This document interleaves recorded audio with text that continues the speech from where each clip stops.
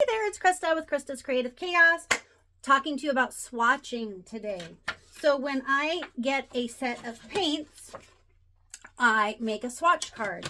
There's many different ways to make swatch cards. There's no right or wrong way. I'm just going to show you how I do it and why I do it.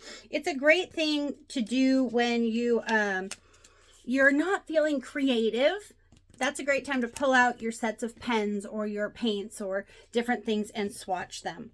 So I swatch pens, I swatch paints, I swatch every kind of art supply I have, and here's why. So this is just a little piece of watercolor paper off of one of my pads, and then these are the paints, and then I swatch them in order, like, so I can just look at this and it exactly matches the paints. Okay.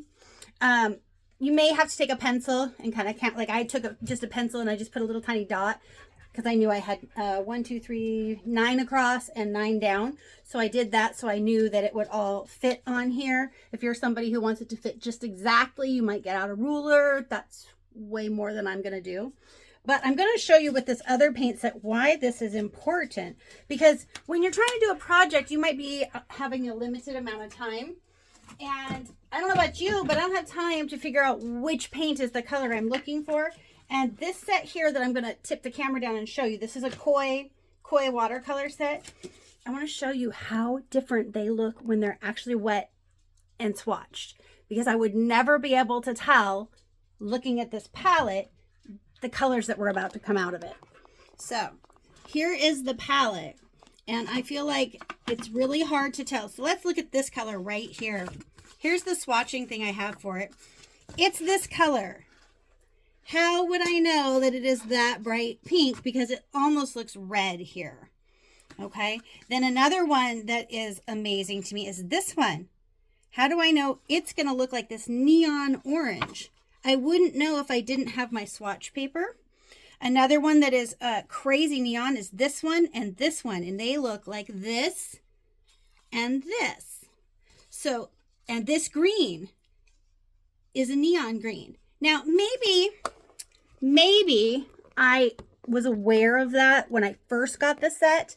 But I don't know about you guys, but I can't keep straight what set is what because I buy a lot of art supplies. And so I would never know that these are going to be neon. So I have this is a very large swatch card because for this one I wanted to drag out the watercolor to see what it would look like, because sometimes when you watercolor you'll do that, you'll do a drag, and so I wanted to see what the drag would look like, and see if it would hold the color or if it faded, if it granulated, things like that. But for newer sets that I do, I really just do a little tiny card as small as I can get it, and then I just store it, you guys, right inside the paint set. And that just dropped. Oh, there it is. So I just store it right inside the paint set, so it's super easy to find. Especially like I'm traveling tomorrow and I wanted to do some hummingbirds, and so I'm like, which set is going to be the best to take for hummingbirds? And so I was just able to look at all the swatch cards in my different paint sets and grab the one that I wanted.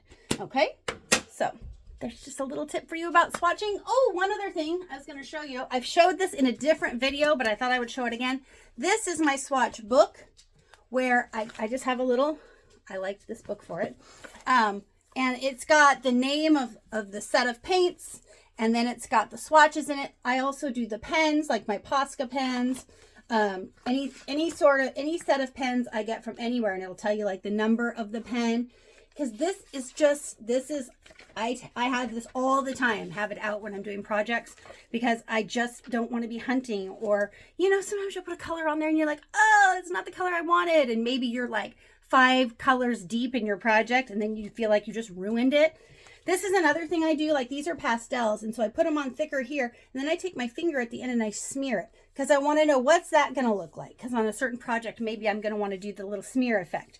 This one are aquarelle Staedtler aquarelle watercoloring crayons. So then I did a scribble, then I did a layer of it, and then I did just a big long lots of water, right?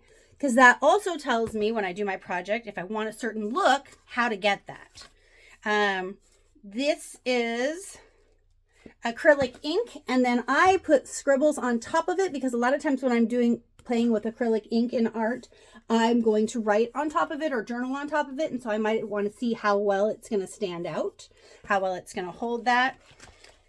These are alcohol markers, and then I did a solid piece, then I did a scribble, so like if I was writing, and then I actually wrote the name of it in the pen as well.